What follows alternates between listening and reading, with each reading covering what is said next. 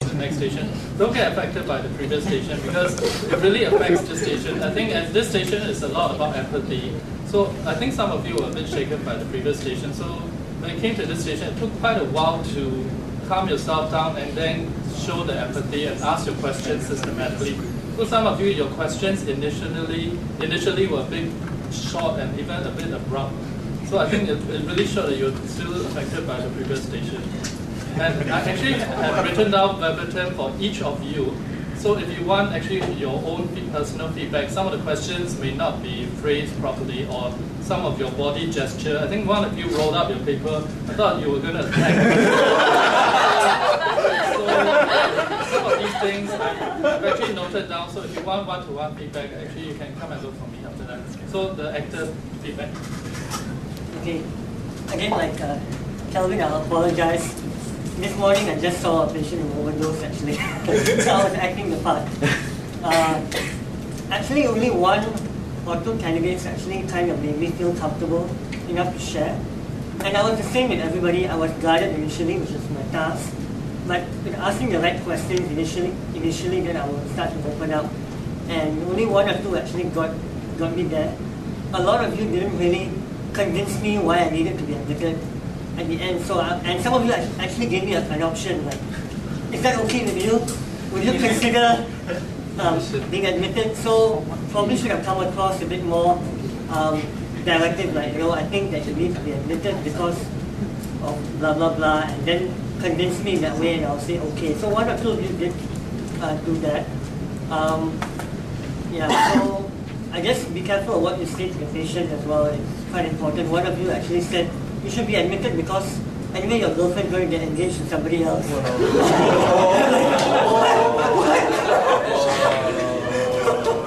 So, yeah. So, but quite a lot of you were able to get some rapport and some history, so it's okay. Probably be careful of what you ask sometimes. And all of you, I don't remember even one, but all of you left the room without shaking my hand. So it's like, I really pissed you off, so I didn't like, now it's okay.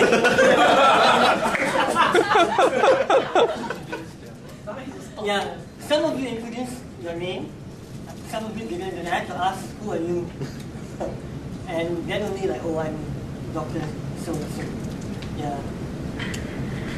Nobody shook my hand. Oh.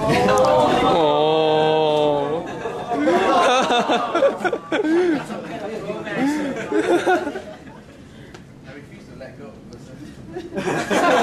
Was she cute?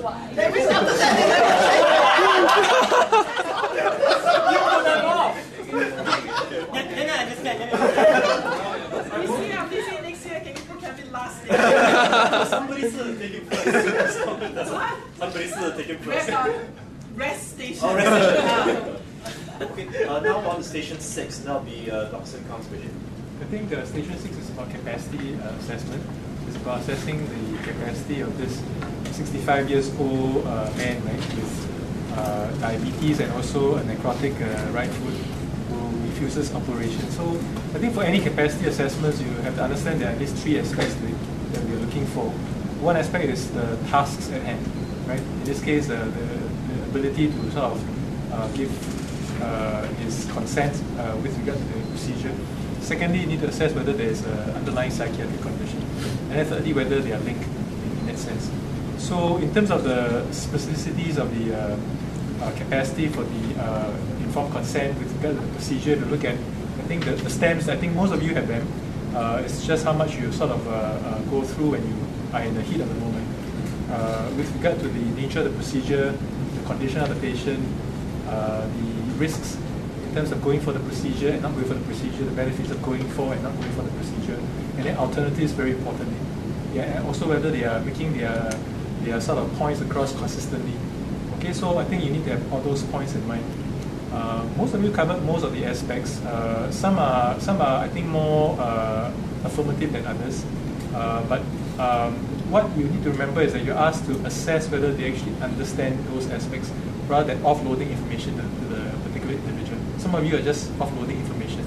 And understandably, you're not the surgeon, so you're not expected to give all the surgical kind of details, but you're expected to assess their understanding.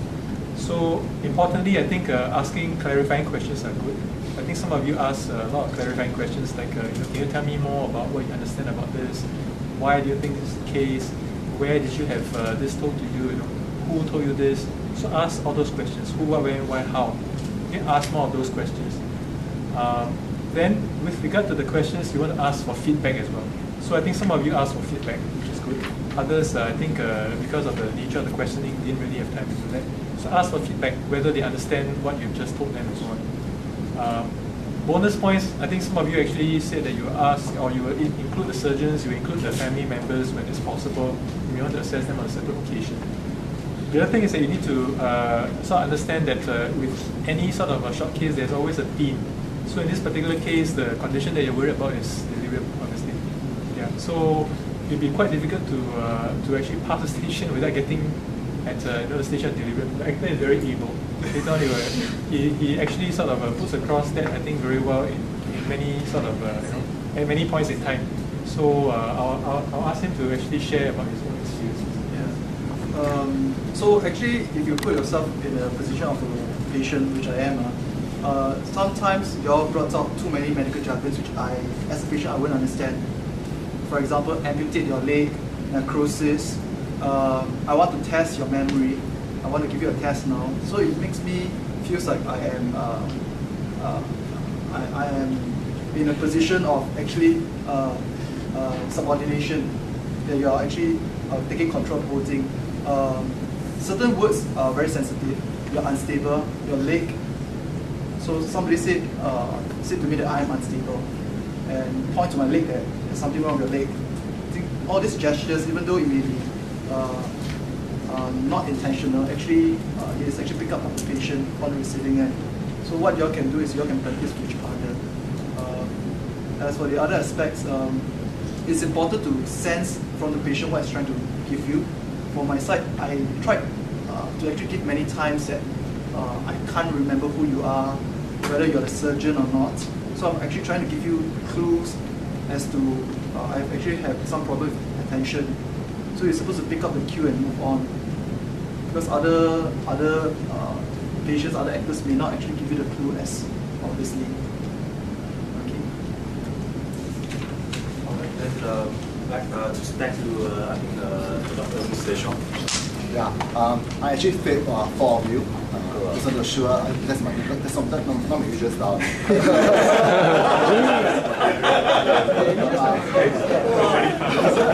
So yeah, anyway, I think probably because the station wasn't properly designed. We are asking too much within too short a time frame. We're asking for history as well, so some psychoeducation. But maybe that's really stressing more out too much. So the preferred diagnosis is circadian rhythm shift work disorder. So those of you who diagnose primary insomnia, actually, I don't take that in a very positive light. Because patient only got insomnia only when she does night work, night shift. On the other 2 shifts, it's actually sleeping all right. So you're supposed to think of some circadian rhythm disorder. Okay? But I'm supposed to be fair to you all, circadian rhythm disorder doesn't come under DSM. so I don't blame you all for not knowing the diagnosis. Yeah. So it was quite disturbing that the patient talked about being involved in an accident. Then you all don't ask about injuries, you don't express concern. You just quickly move on to ask about something else. So then that's not very good. Normally when a patient tells you they're involved in an accident, you probe a bit more. Are you okay? Do you have any injuries? Kind of thing. At least try to show some concern. It'd be good to do that. Then he also has a lot of daytime sleepiness. So you only expect you to exclude narcolepsy as well. Ask a few questions to exclude narcolepsy. And also, you expect you to take a very comprehensive sleep history. You need to ask for snoring, any evidence of OSA. I think only one of you asked for OSA. So yeah. Then, and also restless legs, periodic limb movement disorder. It'd be good to at least ask a few. Yeah. And a lot of you ask about depression. I think all of you ask for depression. But very few ask about anxiety. So again, anxiety disorder is also a very comorbid condition of insomnia. Not all of you ask about alcohol use. Not all of you ask about benzodiazepines use. So again, those are